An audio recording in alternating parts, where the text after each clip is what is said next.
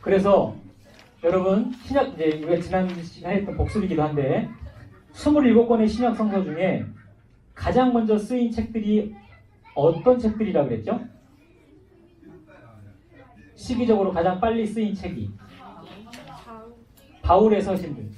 그 바울의 서신이 몇 년대의 이야기를 쓴 거라고 그랬죠? 주후 50년대. 그쵸? 주후 50년대. 복음서는 최소한 주후 몇 년대부터 나온 거예요? 70년대부터. 이 도마복음서라든가 이런 책들도 주후 40년, 50년경에 쓰여진 사본이라고 봐요. 그런데 내용은 예수님이 돌아가시고 난 뒤 얼마 안 된 상황의 자료들을 옮겨 쓴 거라고 보는 거예요. 그러니까 나그 한마디 문서 같은 건 굉장히 중요한 자료죠. 사도 바울은 이런 자료를 거의 참고하지 않았어요. 그냥 자기가 했던 어떤 신비로운 체험이 있었을 거예요. 사도 바울은. 사도행전은 자기가 부활하신 예수님을 만나고 음성을 들었다고 했으니까. 근데 그게 실제로 뭔지는 몰라요. 다만 사도 바울이 그렇게 돼 있고 사도행전이 그렇게 돼 있는데 어쨌든 사도 바울이 어떤 신비로운 체험을 했고 그때까지는 예수 믿는 사람들을 이단이라고 생각했고 그 사람들을 다 잡아야 된다고 생각했던 사도 바울이 그 어떤 경험을 통해서 그게 그렇지 않다라는 생각의 어떤 큰 전환이 온 거예요. 그러면서 지금까지는 이단이라고만 생각하고 있었던 그 예수님을 믿는 신앙의 어떤 내용이 이게 쉽게 말하면 진리라고 생각이 된 거죠. 그러면서 사도 바울은 예수님의 생애와 예수님이 하셨던 말씀 이런 거를 막 수집해가지고 사람들에게 전달해주는 그게 목적이 아니고 그 신앙의 어떤 내용, 교리적인 거 이거를 막 사람들에게 설명하면서 교회를 세워나가는 게 굉장히 열심이었죠. 그 예수가 십자가에서 죽은 것은 우리의 죄를 위한 죽음이다 라는 교리. 예수님의 죽음은 모든 사람들을 위한 죽음이다. 이런 교리들. 그런 교리를 중심으로 사도 바울은 복음을 전한 거예요. 근데 한 20년 뒤에 이제 마가 같은 사람은 그런 거보다는 실제로 예수님의 생애 이야기를 통해서 사람들을 조금 더 가르칠 필요가 있었다라고 생각을 했던 거죠.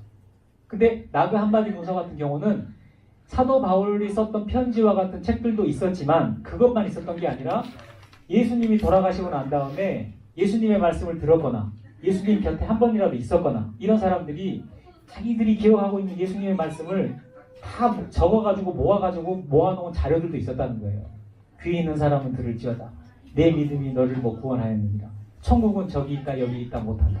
그게 도마복음서에 114개가 나오거든요. 그런 것들도 있었고 사도 바울의 편지 같은 것들도 있었고 여러 가지 자료들이 있었다는 걸 알게 된 거예요.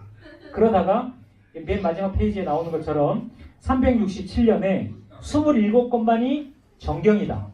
나머지는 전부 다 안 된다. 이렇게 돼버리니까 그 전까지는 자유롭게 교회에서 보던 책들을 못 보게 하니까 이렇게 항아리에다 담아가지고 몰래 숨겨놓은 거예요. 그런 것들을 우리가 이제 발견하게 된 거죠.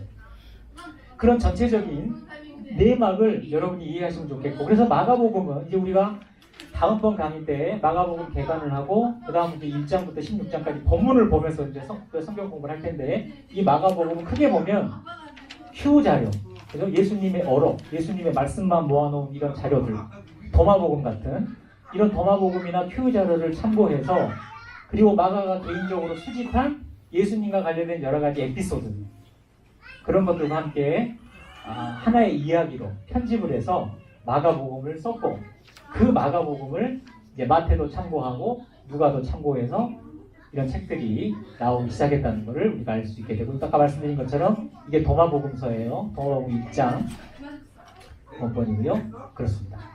그래서 이렇게 오늘 제가 준비한 내용은 마치도록 하겠고요.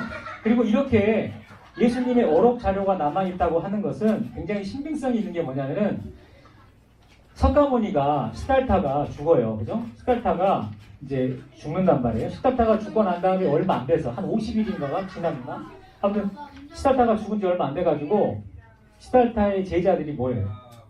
우리 스승님이 이렇게 돌아가셨는데 스승님의 귀한 가르침을 우리가 어떻게 하면 보존할 수 있겠냐. 그래가지고 제자들이 모여가지고 그걸 결집이라고 불교에서는 그걸 결집이라고 얘기를 하는데 수백 명의 제자들이 모여가지고 그때부터 뭐를 결정하냐면은 진짜 우리 스승님 시달타가 한 얘기가 뭐고 아닌 게 뭔지 구별하기 시작해요. 그래가지고 평생 부처님을 옆에서 가장 친근하게 모셨던 제자가 딱 앉아가지고 사람들이 들었던 얘기들을 다 이제 하는 거예요. 예를 들면 언제 어디서 부처님이 이런 말씀을 하셨는데 이게 맞습니까? 그러면 이제 거기 모였던 사람들이 맞습니다, 맞습니다. 그런 말씀 하셨습니다. 그러면 이거는 경장. 그래서 예수님의 부처님의 진짜 말씀으로 결정. 그거를 했어요. 그걸 결집이라 그러는데 그렇게 해서 모아진 것이 불교 경전 수없이 많은 불교 경전 중에 경장이라고 하는 게 그거예요. 부처님의 오리지널 말씀만 모아놓은 게 경장이에요.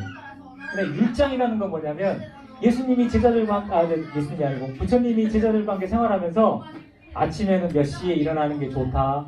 또 국어를 갔을 때는 어떻게 해야 된다. 국어 해온 음식은 뭐 그날 먹어야 된다. 남겨놔서나 이런 그 어떤 계율들 있잖아요. 이런 생활의 어떤 룰들. 그것들을 또 따로 모아요. 그거를 율장이라고 그래요. 그래서 그걸 계율이라고 하는 거예요. 계율, 그죠? 우리가 법률이라고 그러잖아요. 법률. 그게 불교에서 온 용어예요. 오리지널한 부처님의 말씀은 법이라 그래요. 법. 다르마, 법. 그 다음에 부처님이 해주신 여러 가지 그 룰들, 그걸 율이라 그래요. 법률이죠. 그 다음에 마지막 논장이라는 건 뭐냐면 오리지널 부처님의 말씀을 상황에 따라서 이렇게 해석하고 적용할 수 있다 라고 시간이 지나면서 부처님의 제자들이라든가 그 제자들의 제자들에 의해서 나오게 된 계속적인 그런 내용들, 그거를 논장이라 그래요. 실제로 오리지널한 부처님의 말씀을 어떻게 우리가 해석할 수 있는지 해석해 놓은 거, 그걸 논장이라고 해요. 그래서 불교의 경전은 굉장히 많은데 3장으로 되어 있어요. 3장. 법, 그 다음에 율, 그 다음에 논, 이렇게 돼요. 3장.